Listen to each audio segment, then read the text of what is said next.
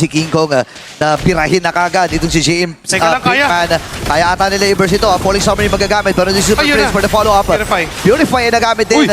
Si Kirk. Hindi Naku tumama. po, hindi tumama yung kanyang ultimate. Pero yung washing ni James Banks ay kumonekta. And Kirk with the first blood. Habang si Escalera ay aangat.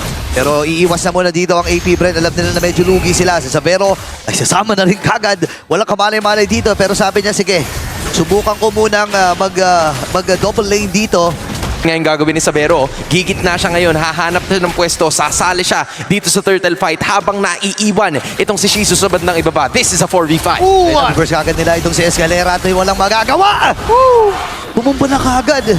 Buti na lamang meron ding bring me to life. itong si Lancy. Habang si Shizu sa ibaba ay tuloy-tuloy lamang sa pagbasa. JM Hindi Pigman. makakalapit. Doon sila makapasok. Magbigay ng vision. Hindi makalapit itong si James Banks at si... Itong Onyx Philippines just gives AP Brent so many problems pero may Oy! naiwan sa bandang Ito na yata yung pagbabaliktad. Ayun na, yung taunt mula dito kay Escalera ay nagamit. Naghahabol ang apat ng miyembro mula sa AP Brent. Masakit na rin yung damage mula kay Savero.